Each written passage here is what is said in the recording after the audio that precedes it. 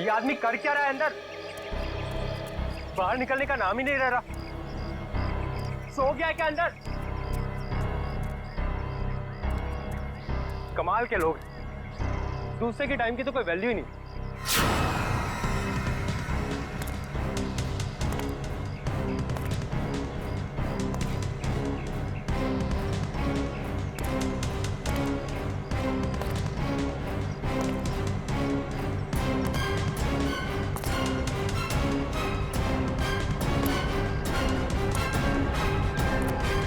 Sir,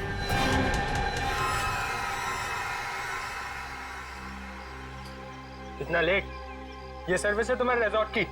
sorry sir, आपने कैंची मांगी थी, वो तो नहीं मिली। चाकू लेकर आया, इससे काम हो जाएगा। और तो ब्लडी लाउजी पीपल, 10:30 हो गए, मीटिंग्स करनी है, अपॉइंटमेंट्स है, और अंदर ये आदमी बैठ के धरना दे रहा है। सर, आप अंदर नहीं जा सकते सर। हेलो भैया, सुन रहे हैं आप? ओ भाई साहब, जल्दी कीजिए, मुझे लेट हो रहा है। शराफत नाम की भी कोई चीज होती है, घर ही बनाकर बैठ गए हो। इग्नोर करने की भी हद होती है यार। अरे सुनाई दे रहा है कि नहीं आपको कुछ?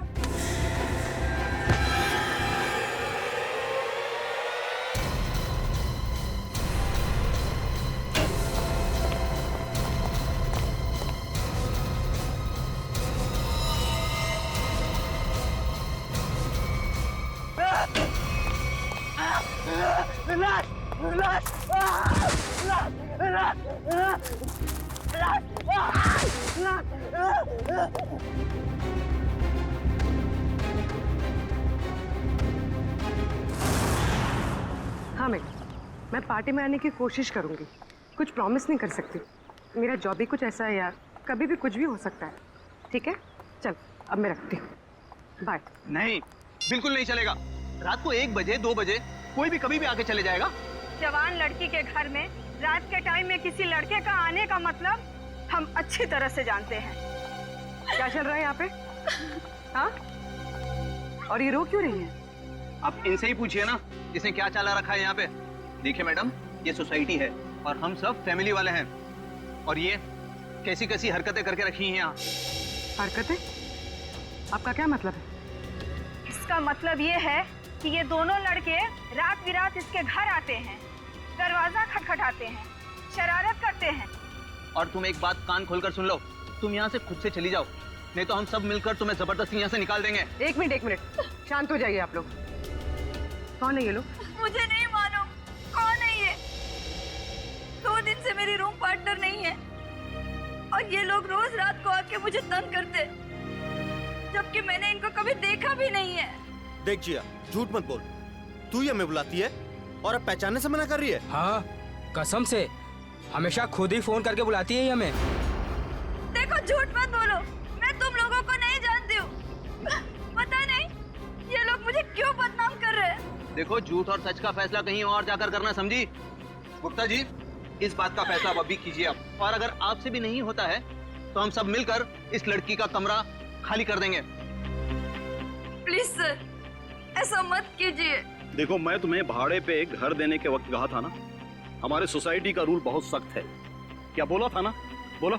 प्लीज सर, इसमें मेरा कोई कसूर नहीं।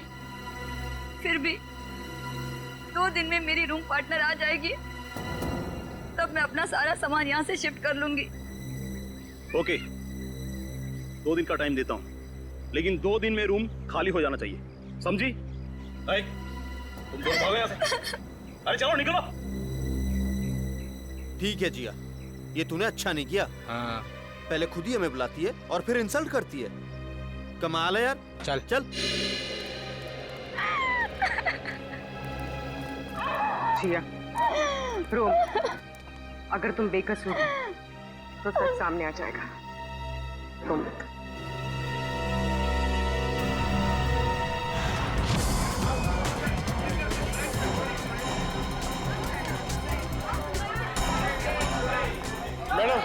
मैडम मेरा बिल बनाइए फौरन। सुनिए, जरा शांत हो जाइए। देखिए, यहाँ पर खून हुआ है। जब तक हमारा इन्वेस्टिगेशन पूरा नहीं होता, कोई ये होटल छोड़कर नहीं जाएगा। मैडम, आप भी ध्यान में रखिए, कोई भी गेस्ट नहीं जाएगा यहाँ से, समझे?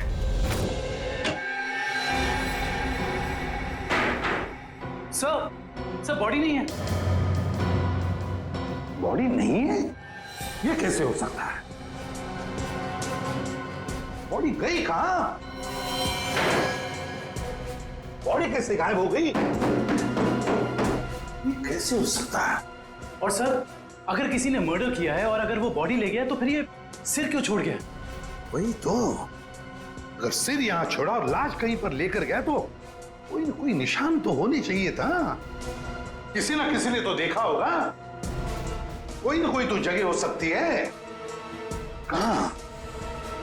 कहां गई लाश? हुआ क्या यहाँ पर? नहीं, यहाँ पर जो कुछ भी हुआ है ना साळुंखे, यहीं पर हुआ है, इसी 4 दीवारों के अंदर, इस स्टीम बॉक्स में, यहीं पर। सर, इस सिर को देख के ऐसा लगता है किसी ने बहुत ही बेरहमी से कत्ल किया इसका। लेकिन यहाँ पे एक भी खून का निशान, कोई धब्बा, कुछ भी नहीं है। एग्जैक्टली। अगर सिर कटा है तो खून होना चाहिए था इन दीवारों पर, खून होना चाहिए था इस फर्श पर, लेकिन यहाँ पर खून का कोई भी निशान नहीं, कोई धब्बा नहीं। यहाँ देखो, इस बॉक्स में खून का कोई भी निशान नहीं, कोई भी निशान नहीं, ना कोई हथियार का निशान। साळुंखे, सिर कटा हुआ है, लाश गायब है, लेकिन इस पूरे कमरे के अंदर कुछ भी निशान नहीं, कमरा सुथरा साफ है। इसका मतलब कुछ ना कुछ तो गड़बड़ जरूर है, कुछ ना कुछ तो गड़बड़ जरूर है बॉस। सर, हाँ सर, जिसका खून हुआ है उसके दोस्त बाहर आए हुए। ठीक है, तुम चलो, मैं आता हूँ। साळुंखे, देख ले इस कमरे का एक एक कोना कोना छान मार ले, देख ले कुछ मिलता है क्या। देखता हूँ। सर, ये ले। आप लोग रजित के दोस्त हैं? जी सर। आखिरी बार कब मिले थे रजित? सर, आज सुबह ही मुलाकात हुई थी। तो क्या कुछ फर्क लगा आपको रजित के बर्ताव में?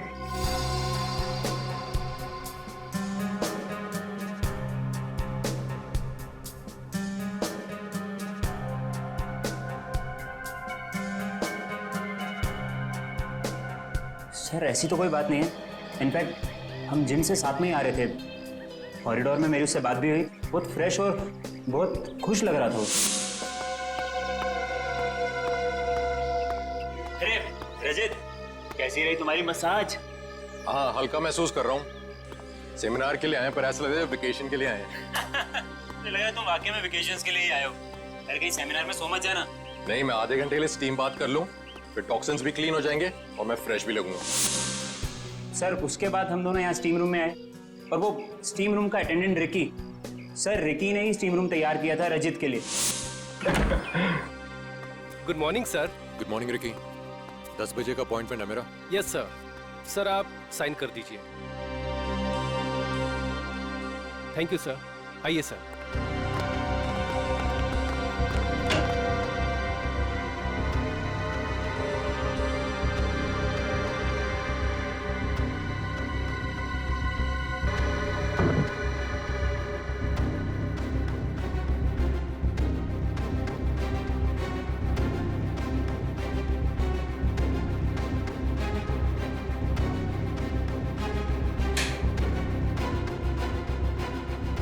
कितना टाइम लगेगा? सिर्फ 25 मिनट।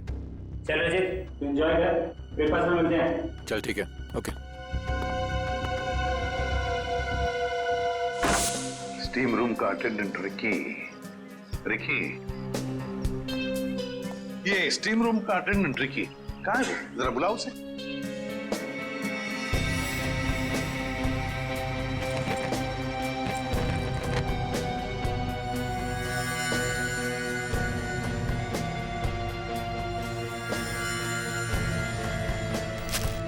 सर, वो जब से हादसा हुआ है तब से गायब है।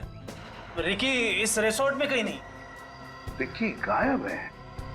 जब से हादसा हुआ रिकी गायब है। इस रिकी का पता लगाना पड़ेगा। सर, खून, एक और लाश उधर है।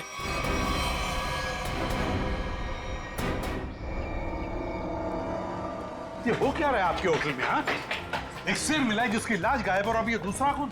सर मैं तो खुद परेशान हूँ, ये क्या हो रहा है मुझे समझ नहीं आ रहा सर। अब बाहर फेरिए।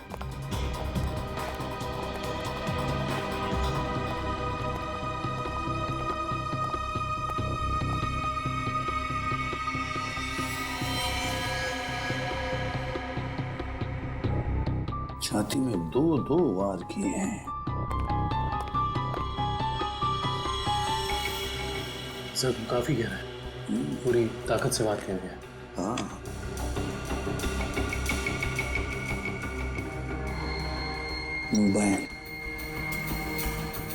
Correct sir. देखो फिंगरप्रिंट चेक करो इस पर। सर हाँ ये खाली ब्रीफकेस?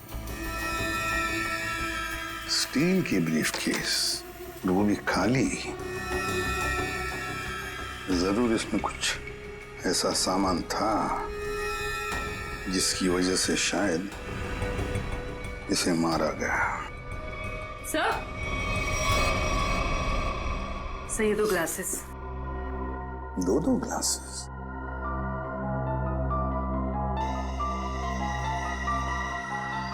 लिपस्टिक वगैरह के तो कोई मार्क नहीं, लेकिन एक बात तो पक्की है कि यहाँ पर इसे मिलने कोई आया तो था जरूर।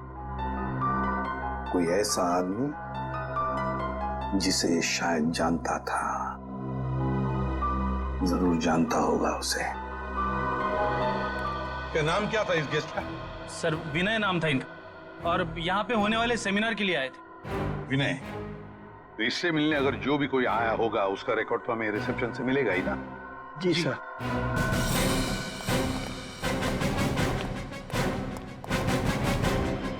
देखो विनय के बारे में और कुछ जानना चाहते हैं हम लोग। ये विनय कब आया था यहाँ पर? अब सर मिस्टर विनय ने आज सुबह ही चेक इन किया था हमारे रिजॉर्ट में, करीब 8 बजे। 8 बजे? जी। अकेले ही आया था या कोई साथ में भी था उसके? अब नहीं सर, वो अकेले ही थे। उनके रूम में कोई बाहर से विजिटर आया था? नहीं सर, बाहर से तो कोई नहीं आया था, लेकिन उनके सेमिनार से उनके रूम में कोई गया हो तो उसका पता नहीं हमें। अच्छा, विनय के बारे में कुछ खास बात याद आती है तुम्हें? मेरा मतलब है कुछ भी, यू नो? आपके रिसोर्ट में इस ब्रीफकेस के लिए कोई पर्सनल लॉकर है? आई एम सॉरी सर, हमारे रिजॉर्ट में ऐसी कोई फैसिलिटी नहीं है। ओके। हाँ सर, उनके पास एक छोटा सा स्टील का ब्रीफकेस था जिसे वो कुछ ज्यादा ही संभाल के रख रहे थे, और उसके लिए उन्होंने पर्सनल लॉकर के बारे में भी पूछा, बट सर हमारे रिजॉर्ट में ऐसी फैसिलिटी नहीं है। स्टील का ब्रीफकेस? लगता है ये वही स्टील का ब्रीफकेस है जो हमें उसके बेड पर से मिला है। जरूर उसके अंदर कोई कीमती, कोई इंपॉर्टेंट सामान होगा। सर ऐसा भी तो हो सकता है कि इस विनय की मौत का यही कारण हो। हाँ सर, विनय के रूम में कोई होटल के बाहर से नहीं, होटल के अंदर से आया था, और दोनों साथ में ही बैठे थे। सर। हाँ करण। सर इस फोन पर जो फिंगरप्रिंट थे उसे उठा लिया सर। Very good. देखते हैं आखिरी फोन किसका था। पार्टनर, जरूर किसी पार्टनर ने फोन किया था विनय को। पता लगाना पड़ेगा है कौन ये पार्टनर।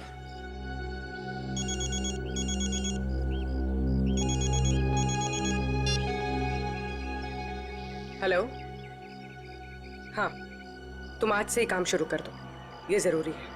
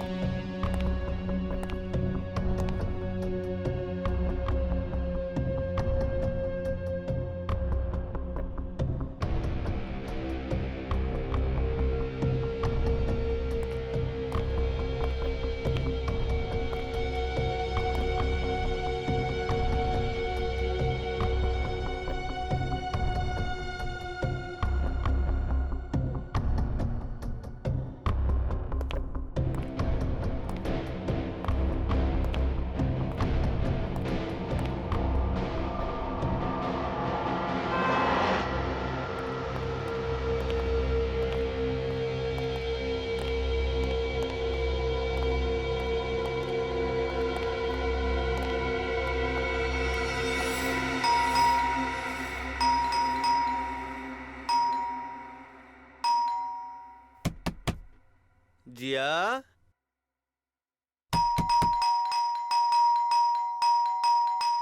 दरवाजा खोलो जिया। जिया, जिया, जिया दरवाजा खोलो वरना तोड़ देंगे हम, बता रहे हैं हम बस। ये इन लोगों का रोज का नाटक है। जिया, दरवाजा खोलो जिया। जिया प्लीज दरवाजा खोलो, प्लीज, नहीं तो हम तोड़ देंगे दरवाजा, बोल दे रहे हैं हम। जिया, जिया, पुलिस को फोन करते हैं, तभी बात समझ में आएगी इनको। जिया, दरवाजा खोलो जिया। जिया,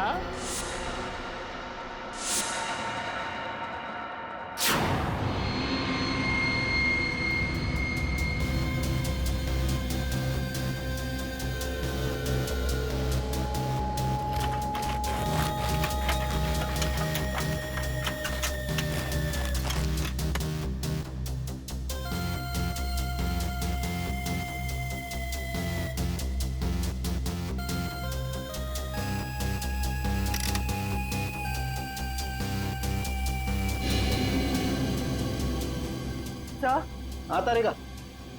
सर इसकी खोपड़ी में एक अजीब बात है। अच्छा,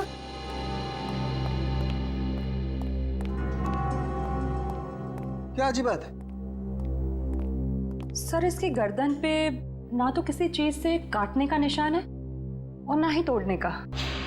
लेकिन कोई ना कोई निशान तो जरूर होना चाहिए। हाँ, कोई निशान तो होना ही चाहिए। अगर हथियार का नहीं है तो किसी और चीज का निशान होना चाहिए जिससे मारा गया। और इसकी खोपड़ी का अंदर का हिस्सा बिल्कुल खाली है। ऐसा लगता है जैसे कि सारी चीजें पिघलकर बह गई हो।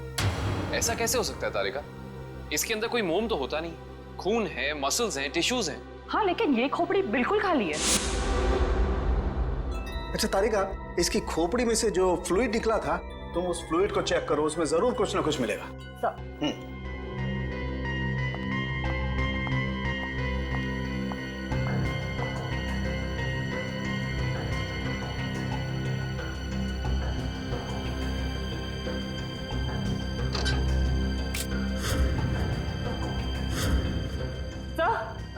ये देखिए,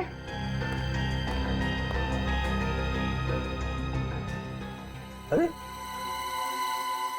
एसिड, इसकी खोपड़ी के अंदर एसिड। सर इसका मतलब है एसिड या किसी केमिकल से इसके सर के अंदर के हिस्से और इसके शरीर को पिघला दिया गया और फिर स्टीम बॉक्स के ड्रेन पाइप से बाहर निकाला गया। हाँ, और वो भी 30 मिनट के अंदर। सर ये कैसे हो सकता है? हमने तो पढ़ा था कि कॉन्सेंट्रेटेड एसिड में किसी भी बॉडी को पिघलने के लिए कम से कम 20 घंटे लगते हैं। You're right, श्रेया, 20 घंटे ही लगने चाहिए, लेकिन इस केस में ऐसा नहीं हुआ। एक और बात, इस ड्रेन पाइप में मुझे कैल्शियम फॉस्फेट, जिससे इंसान की हड्डियां बनती हैं, वो और कुछ टिश्यूज के टुकड़े मिले हैं।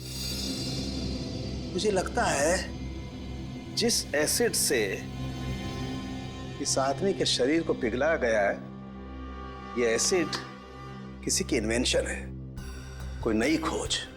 हाँ सर, उस बॉटल के निचले हिस्से से जो निशान बना था जिस केमिकल से, वो भी एसिडिक है और हमारे किसी केमिकल से मैच नहीं करता। लेकिन सर, अगर इस एसिड ने रजीत की बॉडी को पिघला दिया तो फिर वो स्टीम बॉक्स क्यों नहीं पिघला? वो इसलिए क्योंकि ये एसिड किसी मेटेलिक चीज को नहीं पिघलाता है, और इसीलिए इस एसिड को कांच की बोतल में रखा गया था। सर फिर तो उसे बहुत दर्द हुआ होगा। नहीं वंश, मुझे नहीं लगता है इसे दर्द महसूस हुआ होगा। क्यों सर? क्योंकि श्रेया पहले इसे बेहोश कर दिया गया था। मतलब पहले इसे बेहोश किया गया, फिर मारा गया, उसके बाद स्टीम बॉक्स की ड्रेन पाइप से बहा दिया गया। बहुत ही डरावना और भयानक तरीका है किसी की जान लेने का। हाँ, और बहुत ही अजीब भी। ये सब कैसे किया गया होगा, ये कौन सा एसिड है, ये सब पता लगाने के लिए मुझे थोड़ा वक्त लगेगा। लेकिन सर, अगर ये किसी का आविष्कार है, नई खोज है, तो जाहिर सी बात है उसने इसके पेटेंट को रजिस्टर करवाया होगा। बिल्कुल करवाया होगा। इंटरेस्टिंग। इसका मतलब जिसने भी पेटेंट रजिस्टर करवाया है उसकी सारी इंफॉर्मेशन हमें गवर्नमेंट ऑफिस से मिल सकती है। हेलो, क्या? रजीत का? ओके। अभी पता चला है कि विनय ने जिस पार्टनर वाले नंबर पे फोन किया था वो और किसी का नहीं बल्कि रजीत का नंबर था। इसका मतलब विनय और रजीत एक दूसरे को जानते थे और रिजॉर्ट में विनय के कमरे में हमें जो 2 ग्लासेस मिले थे उनमें से एक ग्लास शायद रजीत का था। अब तो विनय के घर वालों से ही पता करना पड़ेगा। लगता है रिकी घर पर नहीं है, तोड़ दो दरवाजा।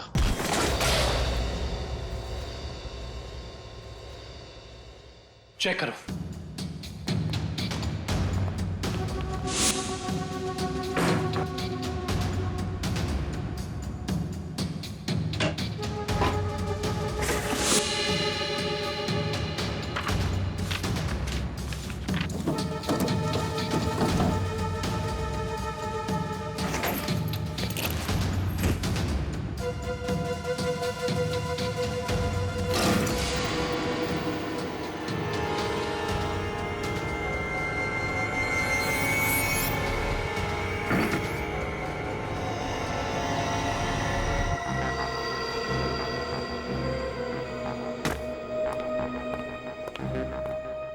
ये बॉटल देखो, इसका नीचे का हिस्सा बिल्कुल वैसे ही है जैसा निशान हमें रिजॉर्ट के स्टीम रूम में मिला।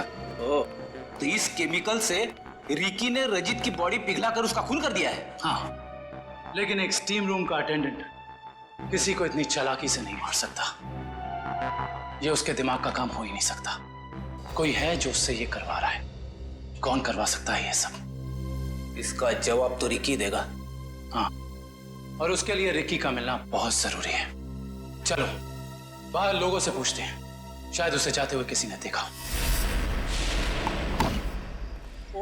एक्सक्यूज मी, आप लोग सब यहीं आसपास रहते हैं? जी जी। ये वो रिकी रहता है यहाँ पे, आप लोग उसे जानते हैं? आज आपने उसे देखा? हाँ सर, मैंने देखा उसे। बड़ी जल्दी में लग रहा था और एक बैग भी था उसके हाथ में। अच्छा, यहाँ से किस तरफ गया था वो? सर उस तरफ। उस तरफ? हाँ सर, एक ट्रक आया और रिकी उस पे बैठ के निकल गया। थैंक यू, चलो उस डायरेक्शन में देखते हैं।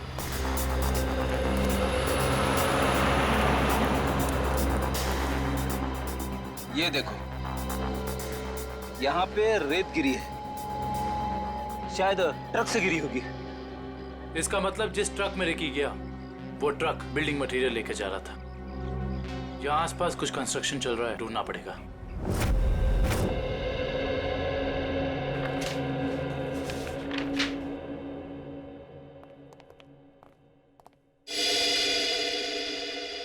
जी कहिए। सीआईडी। सीआईडी? जी, पिछले हफ्ते में जितने भी एसिडिक केमिकल्स को पेटेंट कराया गया है उन्हें रजिस्टर करवाने वालों के नाम और पते हमें चाहिए। केमिकल का कोई नाम भी तो होगा। आप वो फाइल हमें दे दीजिए, हम खुद ढूंढ देंगे। ठीक है।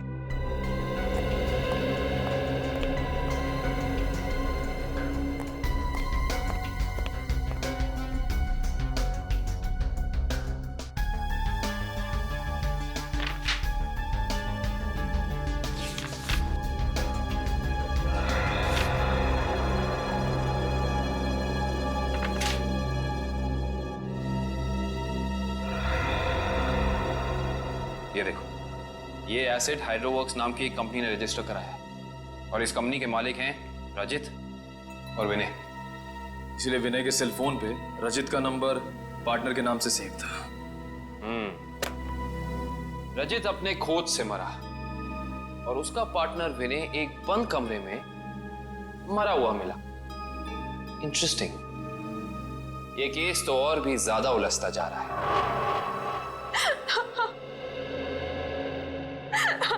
नैना जी, हमें भी बहुत दुख है विनय की मौत का। हम आपका ज्यादा वक्त नहीं लेंगे। हाँ, लेकिन आपसे थोड़ी जानकारी चाहिए हमें। मुझे तो अभी भी समझ नहीं आ रहा कि विनय से किसी की क्या दुश्मनी हो सकती है। बेहद शरीफ और मिलनसार इंसान थे मेरे विनय। अच्छा, ऐसा कोई हादसा या कभी उनकी किसी के साथ कोई तू-तू मैं-मैं हुई हो या कोई दुश्मनी? अब कुछ याद है आपको? दुश्मनी तो कोई नहीं थी, पर हाँ, कुछ दिनों से उन्हें कुछ धमकी भरे फोन जरूर आ रहे थे। धमकी? कौन थे ये लोग?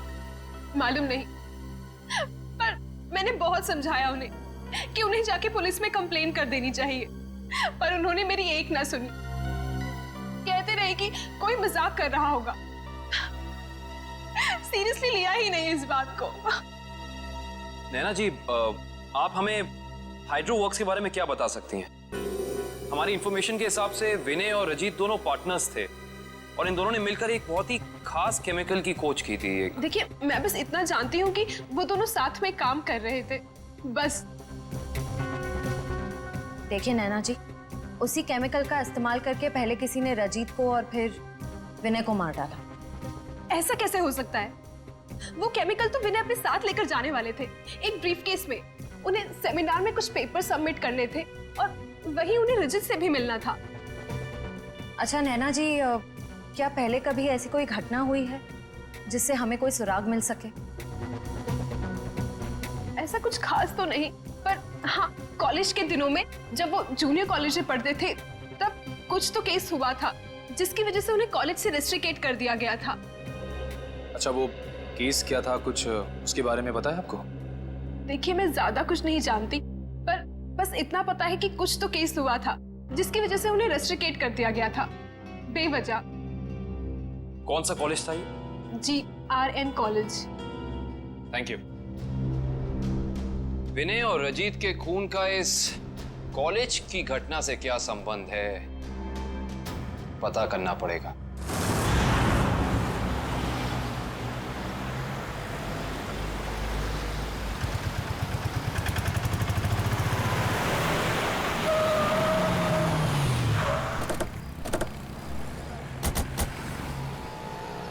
ये देखिए, रेत यहाँ पे पड़ी हुई है और ये देखो टायर के मार्क्स। इसका मतलब ट्रक यहाँ पे आके रुक गया था, लेकिन ये कंस्ट्रक्शन का काम भी तो बंद है। यही वजह है कि अब हमें ये पूरी जगह चेक करनी होगी। आओ अंदर चलकर देखते हैं।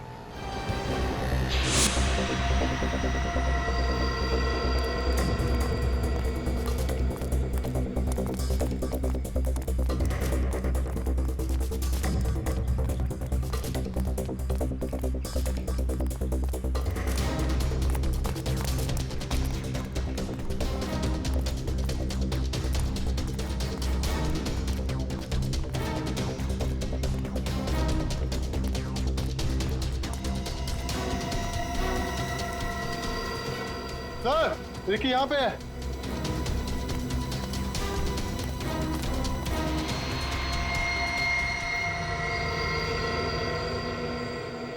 रिकी, रिकी, ये तो ठंडा पड़ गया। हाँ सर, इसकी स्किन भी कड़क हो गई है। पहले से हॉस्पिटल पहुंचाओ।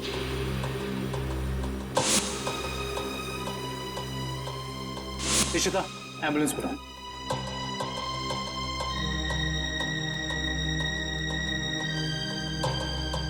इसके शरीर पे जेल जैसा कुछ लगा हुआ है, जिसकी वजह से इसका शरीर अकड़ गया होगा। और ये देखिए, आसपास के पत्थरों पे भी जेल जैसा ही है। ये देखो,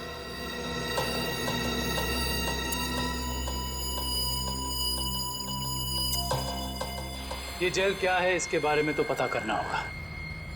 इन टुकड़ों को लैब ले चलो।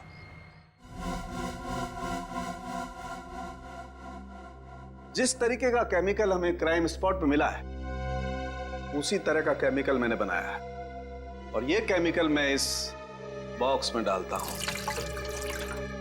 अरे का बॉडी टेम्परेचर मिला? नॉर्मल है सर। गुड। इस स्टीम बॉक्स में जो बॉडी है, ये लगभग इंसान की बॉडी की जैसे ही है। आपका कहने का मतलब है क्लोन की तरह? ऐसा ही समझ लो। अब इस मशीन में हमने जो केमिकल डाला है, उसकी स्टीम हम इस स्टीम बॉक्स में पास करते हैं।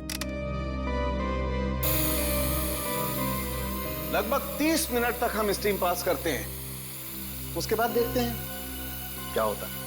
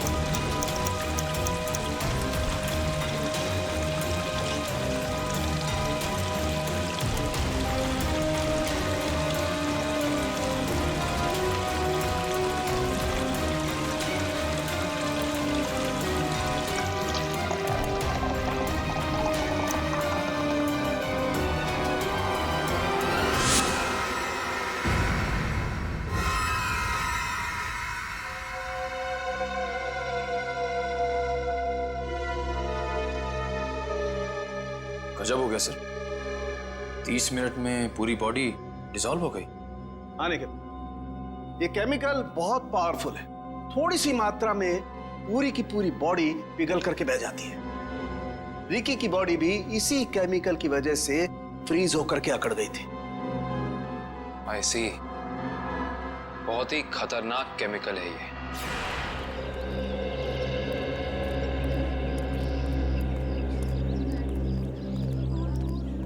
एक्सक्यूज मी, हम लोग सीआईडी से 2005 के केस के सिलसिले में आपसे थोड़ी पूछताछ करनी थी। 2005? ये तो बहुत पुराना केस है, लगभग 9 साल पुराना। आप रमेश जी से पूछिए, वो यहाँ के सीनियर हैं।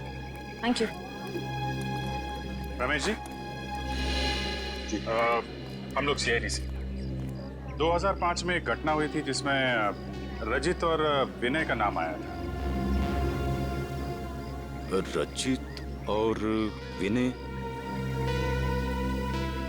सर क्या है कि हर साल इतने लड़के लड़कियां आते हैं तो नहीं, उस केस में इन दोनों लड़कों को रेस्ट्रिकेट किया गया था। रेस्ट्रिकेट? अरे हाँ, याद आया, उस साल कॉलेज के एक स्टूडेंट की मौत हो गई थी और इन दोनों लड़कों का नाम भी उस केस से जुड़ गया था। काफी बवाल हुआ था। ये स्टूडेंट कौन था और उसकी मौत कैसे हुई? मैडम, बहुत अजीब तरीके से हुई थी। ये किस्सा लेबोरेटरी में हुआ था।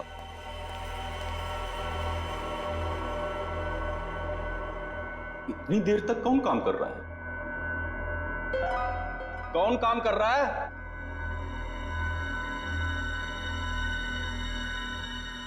अरे भाई, खोगे का काम में जवाब तो दो, कब तक काम करोगे? अरे चुप क्यों हो? बताओ, मैं लेबोरेटरी बंद करूं या खुली रहने दूं?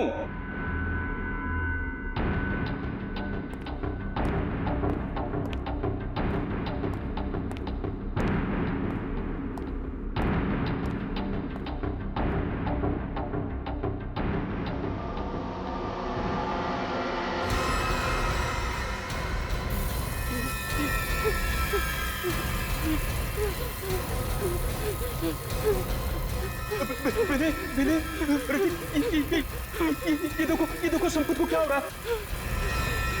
सर बचाइए इसे, प्लीज सर बचाओ इसे। सर देखिए ना संपत को क्या हो रहा है। सर देखिए ना। क्या कुछ करो भाई। सर क्या हो रहा है, देखिए ना सर बहुत भयानक था वो। ऐसा मैंने पहले कभी नहीं देखा था। एक आदमी खड़ा था और खड़े खड़े पिघल गया। संपत नाम था उसका, पुलिस केस भी हुआ था और विनय और रजित को रेस्ट्रिकेट किया गया था। इस केस से जुड़ी सारी फाइलें चाहिए। हेलो, कहाँ? कौन से रेस्टोरेंट? ठीक है, मैं पहुंचती हूँ, नजर रखना।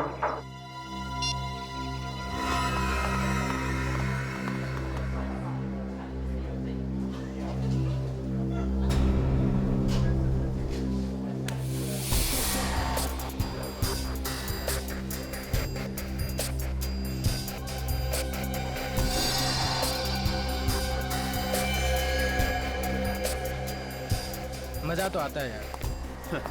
अरे काहे का मजा यार? पता है, रात को जैसे ही जाते हैं ना उसके घर के सामने, तभी चौकीदारों को पटाना पड़ता है।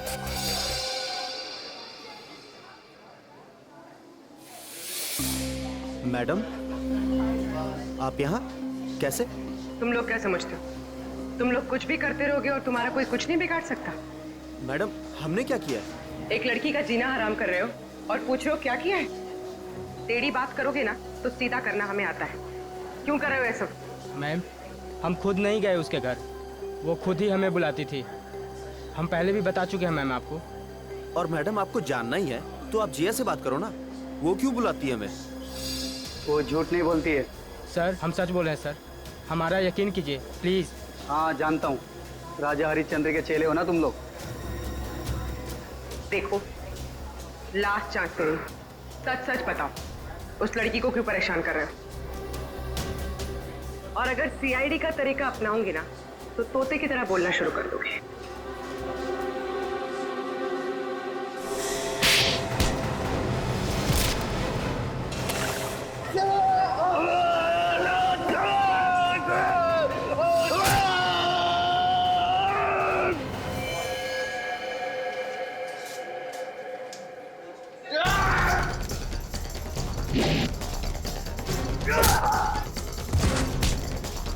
लड़कियों को छेड़ता है।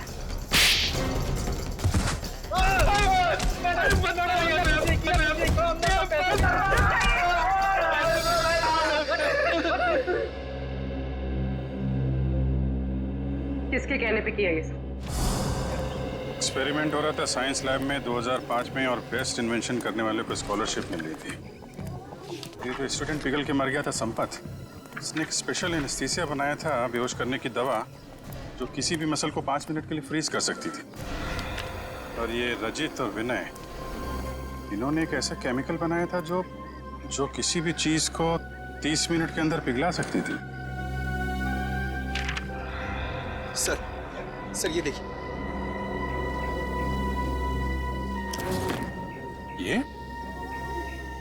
ये भी उस वक्त कॉलेज में था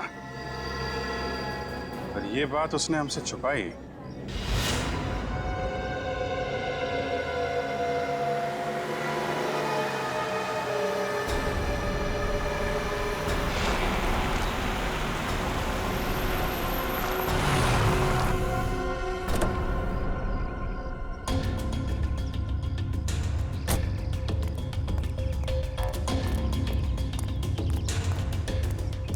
पैसे लिए?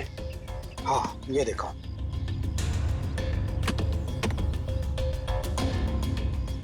अब खुश? गुड। ये रहा तुम्हारा सामान।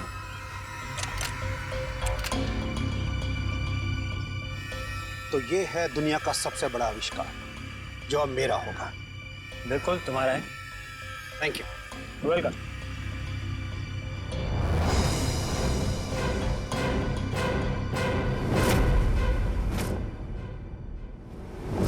ये छुप छुप के क्या कर रहे हो? हैं? क्या कर रहे हो छुप छुप के? आगे मत बढ़ना। वरना ये बोतल इसी के साथ मैं फोड़ दूंगा।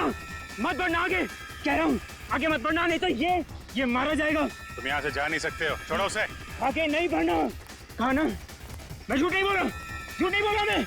पीछे रहो, आगे मत बढ़ना।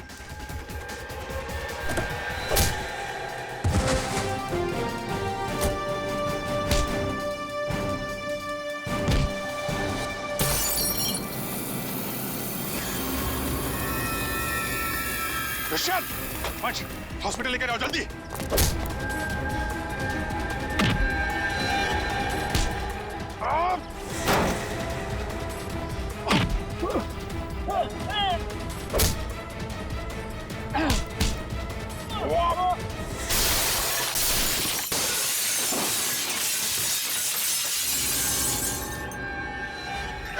हाँ, मैं नहीं मारा उसे। विनय और रजित के केमिकल का इस्तेमाल करके मैंने संपत को लैब में मार डाला। रेतेन, तुम यहाँ क्या कर रहे हो? और संपत के बनाए हुए केमिकल पर अपना नाम डालकर मैंने उसे भेज दिया। क्यों किया तुमने ऐसा? मुझे पैसों की जरूरत थी। मेरे खर्चे पूरे नहीं पड़ रहे थे। और जब मुझे पता चला कि संपत ने एक ऐसे केमिकल का आविष्कार किया जिससे बॉडी फ्रीज हो जाती, उसकी इंटरनेशनल मार्केट बहुत ज्यादा थी। उससे वो केमिकल हासिल करने के लिए मैंने उसे भी मार डाला। रजित और विनय को उन्हीं के खोजे हुए केमिकल से मार दिया और केमिकल बेच के पैसा कमाना चाहते थे, क्यों? हाँ। और इसमें वो स्टीम रूम का अटेंडेंट रिकी, उसने तुम्हारी मदद की थी। हाँ, लेकिन मैंने उसे पैसे दिए थे। इस बॉटल का सारा केमिकल स्टीम बॉक्स में डाल देना। जैसे ही काम खत्म हो जाए इस बॉटल को गायब कर देना। चलो। हाँ, समझ गया। चलो निकलो। मैंने पहले विनय को मारा।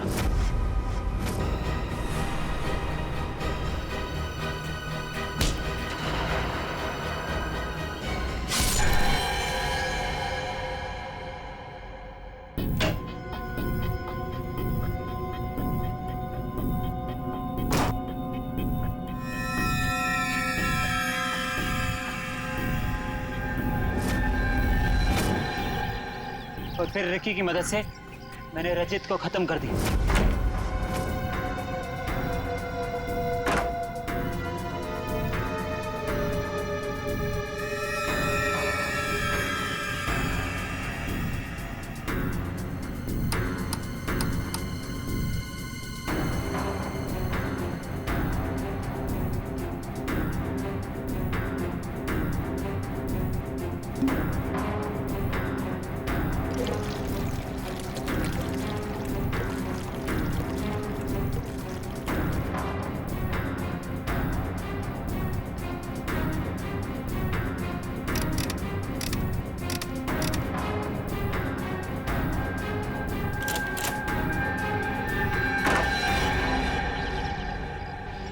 रिकी तो तुम्हारा साथी है ना, फिर उसे मारने की कोशिश क्यों की तुमने?